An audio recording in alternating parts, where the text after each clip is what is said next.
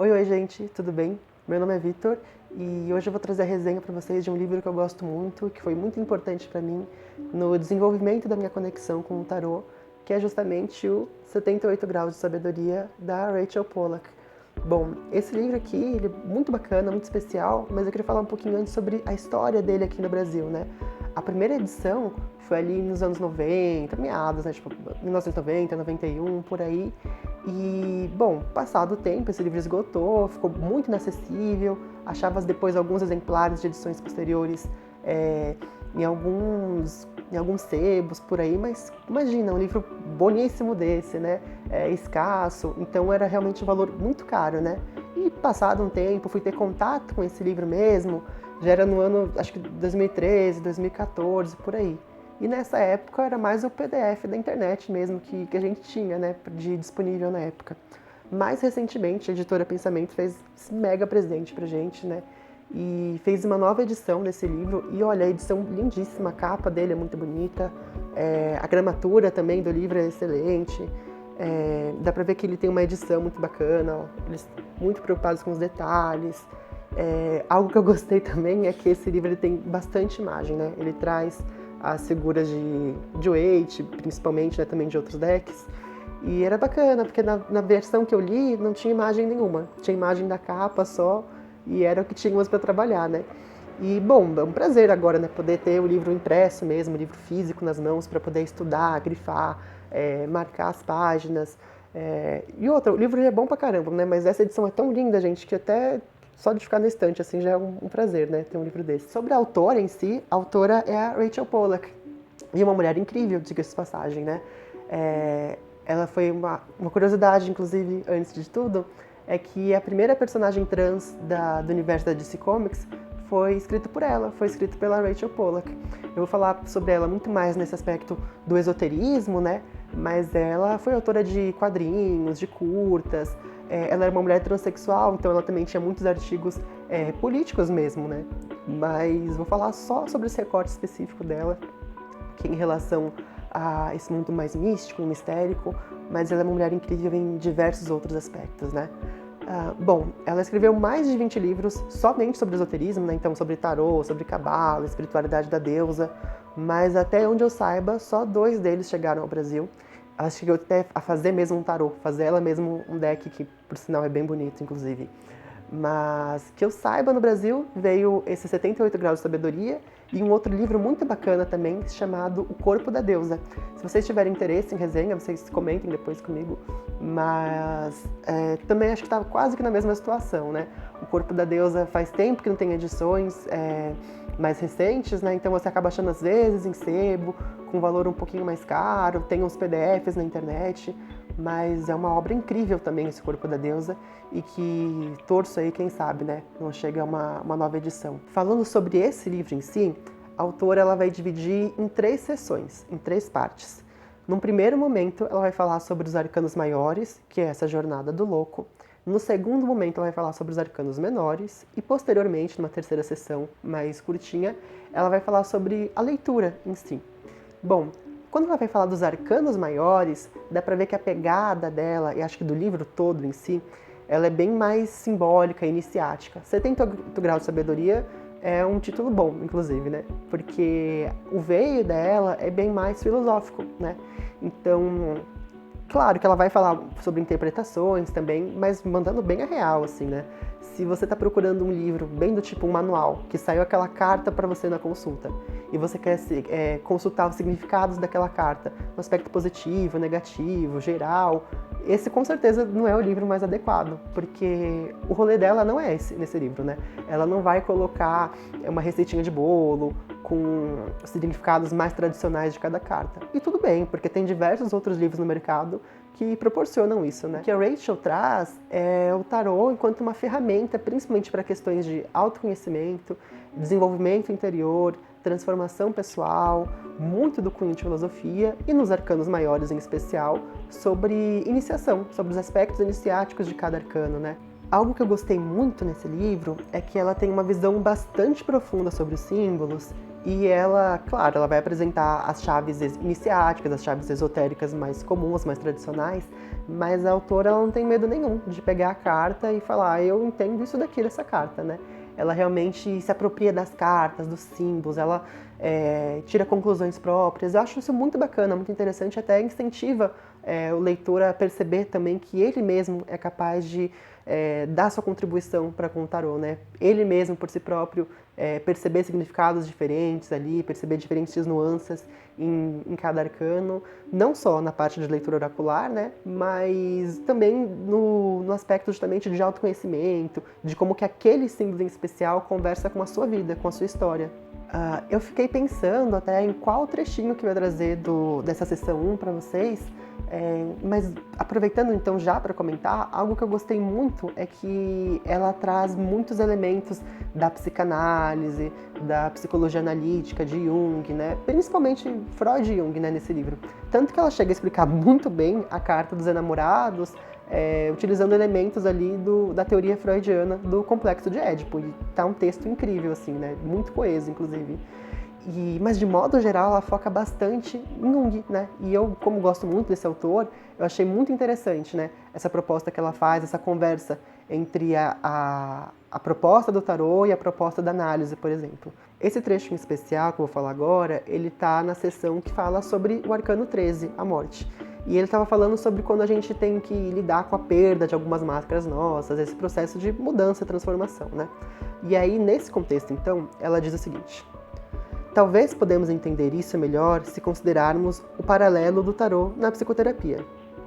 Por força de vontade, o arcano a força, e com o auxílio de um guia terapêutico, o eremita, a pessoa permite que venha à tona o conhecimento de quem ela realmente é e quais hábitos ou temores ela deseja perder, que é a roda da fortuna.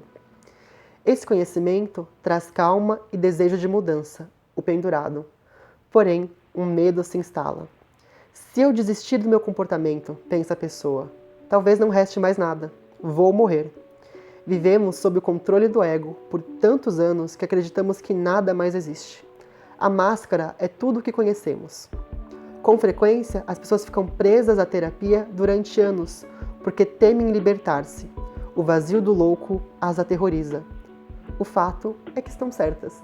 Bom, bem humorado, inclusive, mas eu gostei muito dessa associação que ela fez de vários arcanos do tarô com momentos que a gente vive dentro da análise, né?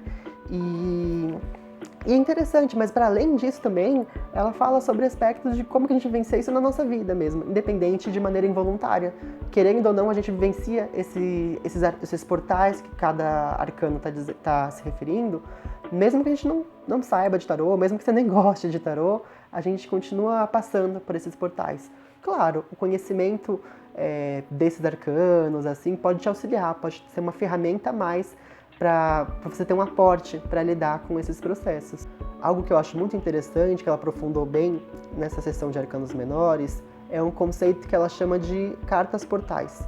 E até mesmo ela dá a subentender que você pode encontrar portais em outras cartas e que talvez todas as cartas sejam um portal, mas ela traz algumas em especial como sendo cartas portais, justamente trazendo a ideia de que você pode adentrar cada uma dessas cartas e sofrer transformações interiores ali através desse processo quase que de jornada xamânica através delas. Dentro desses portais, eu separei um que foi o meu favorito, do texto que ela trouxe, pelo menos, né, que se refere ao 10 de ouros. E quando ela está falando de 10 de ouros, desse portal em específico, ela até se refere a como que a figura do arco que a gente está vendo ali, a gente não está nem dentro da figura, a gente está vendo de fora, através daquela figura do arco, como se fosse uma janela, um portal, bem claro, bem explícito ali. E olha só o que ela traz pra gente. A verdadeira realidade ainda é antiga, escura e misteriosa. Embora olhemos através do arco, a perspectiva da carta nos coloca fora dele, junto com o visitante misterioso. Ao nos unirmos a essa carta, podemos encontrar a nós mesmos depois do portal, olhando para os pequenos dramas e a nossa vida cotidiana.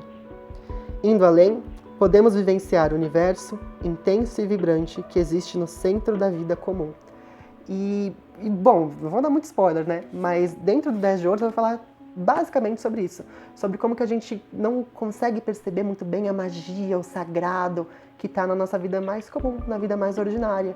E eu realizei essa proposta de adentrar no portal do 10 de Ouros e eu tive revelações muito significativas, percepções muito interessantes de momentos que poderiam ser vistos como banais assim na vida, e eu percebi o quanto que tinha de sagrado, de divino ali, e você para e pensa, fala, rapaz, mas o que aconteceu? Onde é que eu estava que eu não percebi naquele momento, né?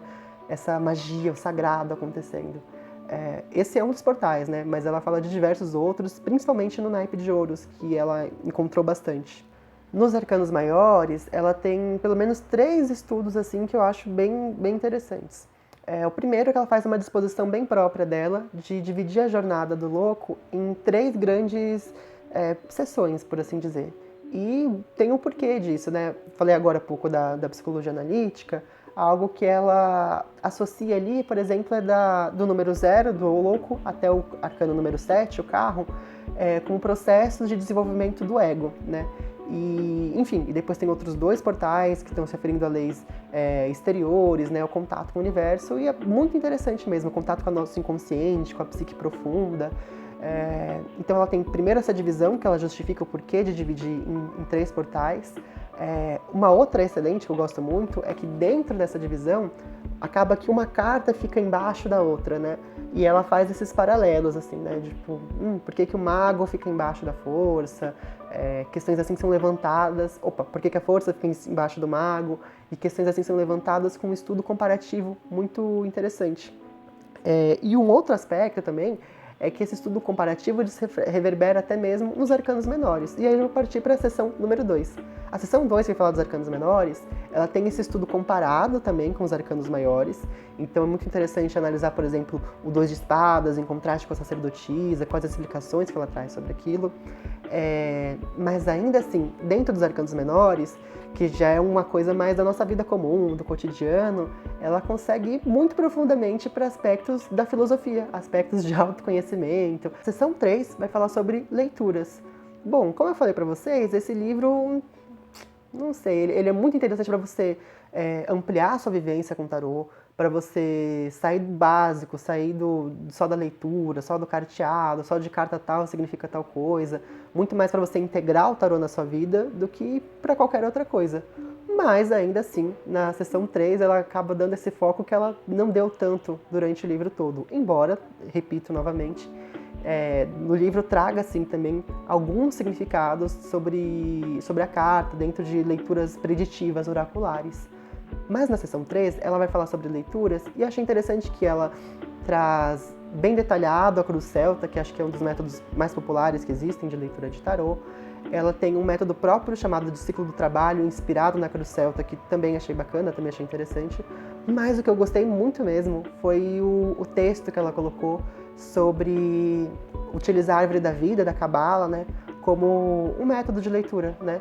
E eu achei muito interessante, porque ela tem muita profundidade mesmo no estudo da cabala, e ainda assim ela conseguiu trazer de uma maneira bem descomplicada, bem simplificada, e eu consegui até realizar algumas leituras bem interessantes utilizando o método da maneira como ela explicou. Algo que é muito rico também é que no livro todo, na verdade, ela coloca exemplos de leitura que aconteceram com ela mesma, com consulentes, mas na seção 3 em especial, ela também faz isso. Ela acaba explicando os métodos dela, utilizando como recurso colocar exemplos de leituras bem práticas. Então, tal carta em tal posição, como que ela interpretou? Achei isso super bacana. Bom, gente, suspeito pra falar, mas esse livro aqui é um dos meus favoritos, né? Então, nota 10 de 10, com certeza, pra ele. Eu acho ele muito interessante até pra gente poder analisar a nossa vida sobre um olhar psicológico mesmo, né? De quando a gente vivencia esses portais de maneira bem prática na nossa vida. Então, um outro fator também é que esse livro antes ele era vendido em 2 volumes e agora a gente tem um volume único, né? Então, super recomendo você comprar, ler, estudar bastante essa obra e poder ter na sua estante, né, para em momentos de necessidade, momentos que você busca uma maior reflexão, busque realmente a meditação sobre os processos iniciáticos do tarô. Com certeza esse aqui é um livro que tem muito a acrescentar.